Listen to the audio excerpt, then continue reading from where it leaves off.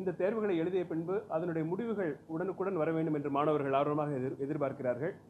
அதற்கு தக்கபடி இந்த தேர்வுகளின் முடிவுகளும் உடனடியாக வெளியிடுவதற்கு அனைத்து நடவடிக்கைகளையும் நாங்கள் எடுப்போம். மேலும் மாணவர்கள் இந்த தேர்வுகளுடன் பல்வேறு பிற போட்டித் தேர்வுகளையும் எழுதுகிறார்கள். எனவே அந்த கால அட்டவணையும் இந்த கால அட்டவணையும் ஒருங்கிணைந்து இருக்கும் வகையிலே அனைத்து நடவடிக்கைகளும் நாங்கள் எடுத்து முடிவுகளையும் உடனுக்குடன் வெளியிட்டு மக்களுக்கு, மாணவர்களுக்கு, குறிப்பாக தமிழ்நாடு அரசு பணியில் சேர வேண்டும் என்ற ஆர்வமுள்ள மாணவர்களுக்கு அவர்களுடைய கனவுகள் நல்ல முறையில் நிறைவேற்றும் வண்ணம் அனைத்து நடவடிக்கைகளையும் நாங்கள் எடுப்போம் என்று நான் தெரிவித்துக் கொள்கிறேன். பலரும் வழங்கிட்டு இருக்காங்க எங்களுக்கு. இப்போ கடந்த 2 வாரங்களாக எங்களுக்கு பலரும் ஆலோசனை சொல்லிட்டு இருக்காங்க. அரசு பணியாளர் தேர்வு என்பது தொடர்ந்து நடந்து கொண்டிருக்கக்கூடிய ஒரு அமைப்பு. இதில் பல ஆண்டுகளாக பல்வேறு முறைகள் முன்னேற்றங்கள் ஏற்படுத்தப்பட்டு நல்லா இப்போ ஸ்டெபிலைஸ் ஆகி இருக்குது. அதனால இதுலேயும் இன்னும் சிறப்பாக செய்கிறதுக்கு ஏதாவது சஜஷன்ஸ் வருதுன்னா உங்ககிட்ட இருந்து வந்தாலும் சரி, மாணவர்கள்ட்ட இருந்து வந்தாலும் சரி, நாங்கள் அதை வரவேற்போம். அந்த ஆலோசனைகள் நாங்கள் பெற்றுக்கொண்டு அதில் எதை நம்ம செயல்படுத்த முடியுமோ அதெல்லாம் செயல்படுத்துவோம். தேர்வு எழுதினப்புறம் அந்த முடிவு வர்றதுங்கிறது விரைவில் வந்தால் தான் மாணவர்கள் அந்த பணியில் சேர்றதா இல்லை வேற அவங்களுக்கு வேலை கிடைச்சிருந்தா அதுக்கு போகிறதான்னு சொல்லிட்டு அவங்க முடிவு பண்ண வேண்டிய ஒரு வாய்ப்பு கிடைக்கும்.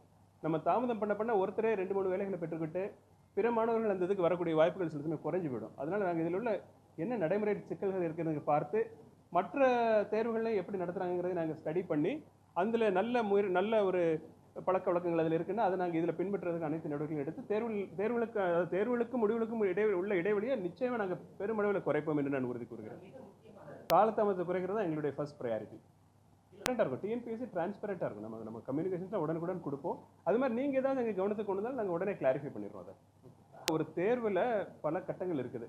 இந்த தேர்வுக்கு கொஸ்டின் பேப்பர் செட் பண்ணுறதுலேருந்து மாணவர்களுக்கு ஹால் டிக்கெட் அனுப்பிட்டு அவங்க தேர்வு எழுதினப்புறம் அந்த தேர்வு பேப்பர்கள்லாம் எங்களுக்கு வந்து அதை திருத்துறது, அப்புறம் அந்த ஆன்சர் கீ அண்ட் கான்ட்ரவர்சியல் கொஸ்டின்ஸுக்குலாம் நம்ம ஆன்சரை சரி பண்ணுறது, பல ஸ்டெப்ஸ் இருக்குது.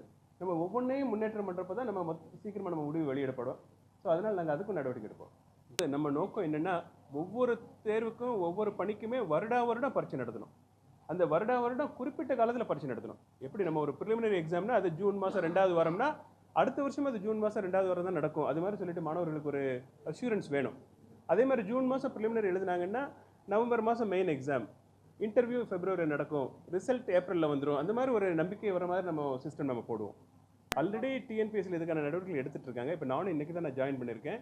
நானும் ஸ்டடி பண்ணிவிட்டு பிற மாநிலங்களையும் நாங்கள் கம்பேர் பண்ணி பார்த்துட்டு எதெல்லாம் நம்ம இம்ப்ளிமெண்ட் பண்ண முடியும் அதெல்லாம் இம்ப்ளிமெண்ட் பண்ணி தேர்வுகள் இருந்து குறிப்பிட்ட கால அட்டவணைப்படி நடக்கிறதுக்கும் அந்த முடிவுகள் உடனே வர்றதுக்கும் அனைத்து நடவடிக்கைகளும் நான் எடுப்பேன்.